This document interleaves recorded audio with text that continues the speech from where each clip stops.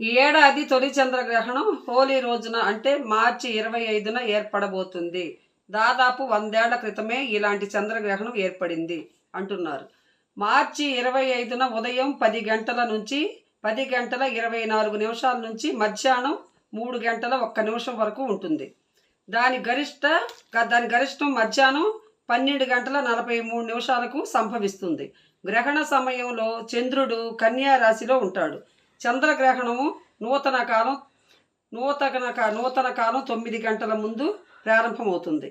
సూతక కాలం 9 గంటల నుంచి ముందే ప్రారంభమవుతుంది. సూతక కాలం మొదలైనప్పుడు దేవాలయములను మూసివేస్తారు.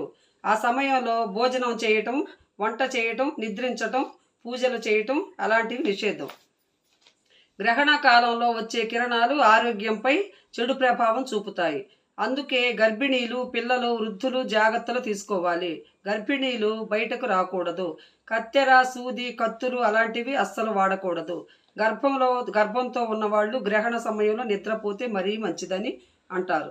25వ తేదీ సోమవారం రోజు పాల్గొన పౌర్ణమి రాబోతుంది. దీనినే హోలీ పౌర్ణమి అని కూడా అంటారు. అలాగే కాకుండా ఈ రోజున లక్ష్మీ జయంతి కూడా జరుపుకుంటారు. ఇదే రోజు లక్ష్మీదేవి పాల సముద్రం నుండి జన్మించిందని నమ్ముతారు. ఇదే రోజు గ్రహణం కూడా ఏర్పడుతుంది. ఈ చంద్రగ్రహణం పగటిపూట ఏర్పడుతుంది కాబట్టి పౌర్ణమి రోజు చంద్రగ్రహణం కలిసి రావటం అనేది చాలా అరుదుగా జరుగుతుంది అని శాస్త్రాల్లో చెబుతున్నారు. అంటే 100 సంవత్సరాల నాడు జరిగింది, మళ్ళీ ఈ నెలలో జరగబోతుంది. ఇది 100 సంవత్సరాల నాడు వచ్చిన చంద్రగ్రహణం అంట మళ్ళీ ఇప్పుడు రాబోతుంది. 25వ తేదీ పౌర్ణానికి మరి గ్రహణానికి చాలా శక్తి ఉంటుంది. కాబట్టి ఈ పవిత్రమైన రోజున ఈ చిన్న పరిహారం చేసినట్టయితే చాలామంది రిజల్ట్ వస్తుంది చాలామందికి. అలాగే కాకుండా ఏంటంటే బిచ్చగాడు సైతం కూడా కోటేశ్వరుడు అవుతాడు. అలాగే మనం చాలా అద్భుతాలను చూస్తాము.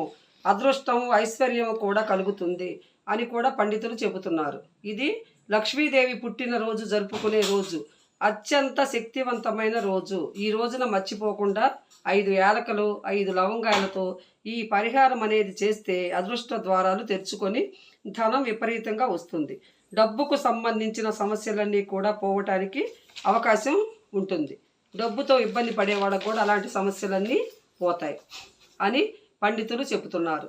ఇది చాలా శక్తిమైనటువంటిది కాబట్టి ఈ రోజున అస్సలు వదులుకోకూడదు. ఇలాంటి రోజు మళ్ళీ రాదు. ఈ రోజున ఈ పరిహారము చేసిన బాగా సిద్ధిస్తుంది. కాబట్టి ఈ విధంగా ఆచరించండి. ఆరోగ్యము, ఐశ్వర్యం, ఎన్నో సమస్యల నుండి మనం బయటపడాలన్నా కూడా ద్వారాలు తెరుచుకొని డబ్బు రావాలన్నా మార్చి 25వ తేదీ పౌర్ణమి రోజున సూర్యోదయం కంటే ఖచ్చితంగా ముందే నిద్ర లేవాలి. సూర్యుడు పొద్దెక్కిన తర్వాత నిద్ర లేస్తే మీకు అష్ట దరిద్రాలు చుట్టుకుంటాయి. ఇల్లంతా తడిగుడ్డతో ఇల్లంతా శుభ్రం చేసుకోండి. దేవుడి పటాలు శుభ్రం చేసి గంధము, కుంకుమతో బొట్లు పెట్టుకోండి. పటాలన్నీ గులాబీ పూలతో అలంకరించుకోండి. మన హిందువులలో పౌర్ణమిని లక్ష్మీదేవికి అంకితం చేయబడుతుంది. ఈ రోజు పరమ పవిత్రమైన రోజుగా పరిగణించబడుతుంది. కాబట్టి ఇలా ఆచరించటం వల్ల చాలామంది రిజల్ట్ రావటం మన కళ్ళతో మనమే చూస్తాం. గ్రహణం తర్వాత ఇంటిని పసుపు, ఉప్పు వేసి ఇంటిని శుభ్రం చేయండి. ఉదయం గులాబీ పూలతో పూజ చేస్తే లక్ష్మీదేవి ఆశీస్సులు మీకు ఉంటాయి. పూజ చేసేటప్పుడు రాగి చెంబు తీసుకొని దానికి పసుపు రాసి బొట్టు పెట్టి ఆ చెంబు నిండా నీళ్లు పోసి ఒక బెల్లం ముక్క వేసి పూజ గదిలో ఉంచండి. అలా చేస్తే ఆ దేవతల శక్తి మనకు లభిస్తుంది. అలాగే రాగి చెంబులో ఉన్న నీళ్లు తీర్థంలాగా స్వీకరించాలి. ఆ తీర్థంలో భగవంతుడి శక్తి నిండి ఉంటుంది. ఈ తీర్థం తీసుకునేటప్పుడు లక్ష్మీ అమ్మవారిని తలుచుకుంటూ ఈ తీర్థాన్ని తీసుకోండి. అలా చేస్తే దరిద్ర దేవత మన ఇంట్లో నుంచి వెళ్ళి లక్ష్మీదేవి మన ఇంట్లో తిష్ట వేసుకొని కూర్చుంటుంది. ఆ నీళ్లను తీర్థంలాగా ఉపయోగించండి. ఆ ఇల్లు లక్ష్మీ నిలయంగా మారుతుంది. ఏ ఇంట్లో అయితే ఈ పౌర్ణమి రోజు దీపారాధన చేసి పూజ చేస్తారో వారి పాపాలన్నీ నశిస్తాయి, వారికి మోక్షం లభిస్తుంది. పౌర్ణమి రోజు పూజ చేసి సాయంత్రం ఇంటి బయట దీపాలు తప్పకుండా వెలిగించండి. ఆ వెలుగులో నుంచి లక్ష్మీదేవి మన ఇంట్లోకి అడుగు పెడుతుంది. పరమ పవిత్రమైన ఈ రోజు సాయంత్రం తులసి కోట దగ్గర దీపం పెట్టండి. గుమ్మాల దగ్గర దీపాలు లక్ష్మీదేవికి చేరుతాయి. లక్ష్మీదేవికి లక్ష్మీదేవికి అంతా చేయబడుతుందని, అలా అంకితం చేయబడుతుందని శాస్త్రాల్లో చెప్పారు. అలా దీపాలు లక్ష్మీదేవికి అంకితం చేయబడుతున్నాయని శాస్త్రాల్లో చెప్పారు. తులసి చెట్టు దగ్గర చుట్టూతా 3 ప్రదక్షిణాలు చేస్తే ముక్కోటి దేవతలు సంతోషించి లక్ష్మీ అనుగ్రహం మీపై, మీ కుటుంబంపై ఎల్లప్పుడూ ఉంటుంది. ఈ పౌర్ణమి రోజు విష్ణువుని ఆరాధించాలి. ఆ నాయన అనుగ్రహం ఎవరిపైన ఉంటుందో వారి జీవితంలో కష్టాలు అనేవి రావు. విష్ణుమూర్తికి పసుపు అంటే చాలా ఇష్టం. ఆ రోజు స్నానం చేసేటప్పుడు నీటిలో కొంచెం పసుపు వేసి స్నానం చేయండి. అంతేకాకుండా విష్ణుమూర్తికి పసుపు పూలతో అలంకరించండి. మీరు పసుపు వస్త్రాలు కట్టుకోండి. పూజ అయిపోయిన తరువాత అక్షంతలు తలపై వేసుకోండి. పూజ ఎవరైతే వారానికి నెలకి చేస్తారో, అసలు పూజ చేయకుండా ఉంటారో అలాంటి వాళ్ళు ఆవు నేతితో దీపారాధన చేస్తే లక్ష్మీనారాయణులకి రోజు చేసినంత పుణ్యం వస్తుంది. ఈరోజు నలుపు రంగు దుస్తులు అస్సలు ధరించకూడదు. అలా ఈరోజు ధరిస్తే అది ఆ రోజు పౌర్ణమి రోజు, ఆ రోజు ధరిస్తే భోగభాగ్యాలు నశిస్తాయి. నలుపు రంగు వస్త్రాలు కనుక నలుపు రంగు కనుక ధరిస్తే, నలుపు రంగు మాత్రం అస్సలు మర్చిపోయి కూడా కట్టుకోబాకండి. నలుపు అనేది రాకుండా పసుపు కట్టుకోండి. ఆ రోజు పసుపు వస్త్రాలు కట్టుకుంటే చాలా మంచిది. పసుపు పూలతోనే విష్ణుమూర్తికి ఆరాధన చేయండి. తర్వాత అలా ఈరోజు ధరిస్తే భోగభాగ్యాలు కూడా నశిస్తాయని పండితులు శాస్త్రాల్లో చెబుతున్నారు.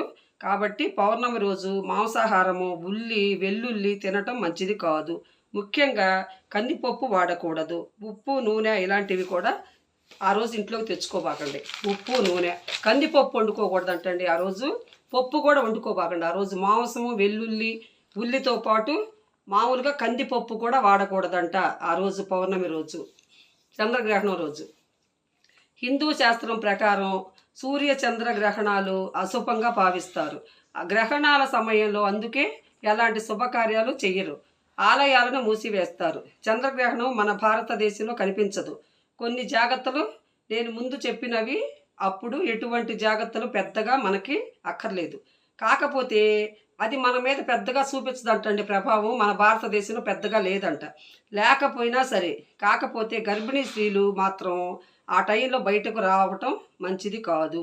మీ ఇష్టదైవాన్ని స్మరించుకొని జపం చేసుకుంటే మంచిది. ఆ రోజు మధ్యాహ్నం ఎవరికైనా ఈరోజు పౌర్ణమి రోజు చేయు పరిహారంతో మీ సుడి తిరుగుతుంది. నేను చెప్పే పరిహారం చేస్తే గ్రహణ సమయంలో మన మీద గ్రహణపు కిరణాలు మన మీద ఉండదు, కానీ కొన్ని రాశుల మీద ఈ ప్రభావం ఉంటుంది. తులసి రాశి, ధనుసు రాశి వారికి మాత్రం కొంచెం కష్టాలతో కూడుకొని ఉంటుంది.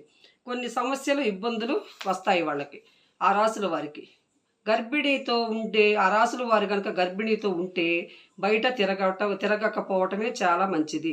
గర్భిణీలు గ్రహణం వదిలేదాకా ఆహారాన్ని కూడా తీసుకోకండి. కొంచెం ప్రభావం అనేది పడుతుంది మీ మీద కూడా. మన మీద పడదు, కానీ గర్భిణీ స్త్రీల మీద మాత్రం ఎంతో కొంత పడుతుంది. అందుకే మన పెద్దలు ఏం చెప్పారంటే కదలకుండా పడుకోవాలని చెప్పారు. ఆవునేతితో దీపం పెట్టండి. లక్ష్మీనారాయణల ఫోటో పెట్టి నైవేద్యం పెట్టి ఆవు నెయ్యితో దీపారాధన చేయండి. అమ్మవారి జయంతి కాబట్టి గులాబీ పూలతోనే పూజ చేయండి. చేసి పూజ దగ్గర 5 యాలకులు, 5 లవంగాయలు అమ్మవారి పటం ముందు పెట్టాలి. ఉదయాన్నే స్నానం చేసి పూజ గది శుభ్రం చేసి దీపారాధన ఆవునెత్తితో చేస్తే అమ్మవారి అనుగ్రహం ఎంతో కొంత కలుగుతుంది. ఆ అనుగ్రహం మన మీద ఉంటే మనకు సుఖ సంతోషాలు కలుగుతాయి. ముఖ్యంగా ఈ పరిహారం మనకి ఎంత ఉపయోగపడుతుందంటే అదృష్ట ద్వారాలు తెరుచుకుంటాయి. ఇప్పుడు ఈ చెప్పిన పరిహారం కనుక మీరు చేస్తే, యాలకలు, లవంగాయల పరిహారం, బిచ్చగాడైనా సరే కోటేశ్వరుడు అవుతాడు. లవంగాలు, యాలుకలంటే లక్ష్మీదేవికి చాలా చాలా ఇష్టం. వీటితో ఎవరైనా పరిహారాన్ని చేస్తారో, వీటితో ఎవరైతే చేస్తారో అంతా మంచిగా జరుగుతుంది. ముఖ్యంగా మీరు ఒక విషయం గుర్తుపెట్టుకోండి. ఆవు నేతితో దీపం పెడతాం కదా, దాంట్లో ఒక లవంగం వేయండి. కష్టాల నుంచి బయటపడతాము. యాలుకలు వేసి దీపారాధన చేస్తే డబ్బు బాగా రావటానికి అవకాశం ఉంటుంది. లక్ష్మీదేవికి ఈ 2 వస్తువులు చాలా ఇష్టం. అలా చేసి అమ్మవారి మంత్రాన్ని 108 సార్లు ఓం లక్ష్మీదేవాయ నమః అని పఠించండి. ఇలా పూజ చేసి 30 నిమిషాలు అలా వదిలేయండి. తర్వాత లవంగాలు యాలుకలు తీసి అందులో ఒక లవంగము ఒక యాలుక్కాయ మీ పర్సులో పెట్టుకోండి. నిరంతరం ఏదో ఒక రూపంలో డబ్బు అనేది వ్యాపారంలో ఒకవేళ ఏమన్నా ఇబ్బందులు ఉంటే యాలుకలు లవంగాలు అమ్మవారి దగ్గర అయ్యి మూట కట్టి వ్యాపార స్థలంలో పెట్టుకోండి. మిగిలిన ధనం లాభం కలుగుతుంది. బీరువాలో కూడా పెట్టుకోవచ్చు. యాలుకలు వేసి దీపాన్ని 5 శుక్రవారాలు పెట్టండి. 5 శుక్రవారాలు పెట్టండి యాలుకలతో. ఒకసారి లవంగం వేసి ఒకసారి యాలుకలు వేసి అలా 5 శుక్రవారాలు చేయండి. దీపారాధన చేయండి. ఇలా చేయటం వల్ల లక్ష్మీదేవి మన ఇంట్లో తిష్ట వేసుకొని కూర్చొని మనకు కావాల్సిన సిరి సంపదలు సమకూర్చి పెడుతుంది అని పండితులు చెబుతున్నారు. ఆచరించి మీ జీవితాన్ని మార్చుకోండి. మీ జీవితంలో ఉండే ఇబ్బందులన్నీ తొలగించుకోండి. తిరుగులేని యోగం అనేది పడుతుంది. చాలా మంచి రిజల్ట్ మీరు చూస్తారండి. ఈ చెప్పినవి కనుక మీరు చేశారంటే మీకు చాలా మంచి రిజల్ట్స్ వస్తుంది. ఈ లక్ష్మీదేవి పుట్టినరోజు ఘాటాన చంద్రగ్రహణం రోజు మనకు బాగా కలిసి వచ్చే రోజు.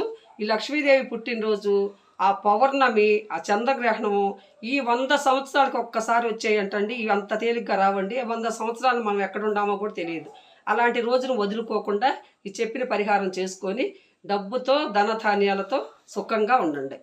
అన్నీ చెప్పినవన్నీ ఇంకొకసారి వీడియో చూసి ఒకసారి గుర్తు లేకపోతే మళ్ళీ 2 సార్లు బాగా పరిశీలించి దాంట్లో చెప్పినవన్నీ మొత్తం దాంట్లో ఏమేమి ఉండయో అవి పరిశీలించి ఆచరించి పరిహారం చేసుకొని ధనవంతులు అవుతారని ఆశిస్తాను. లైక్ కొట్టండి. బాయ్.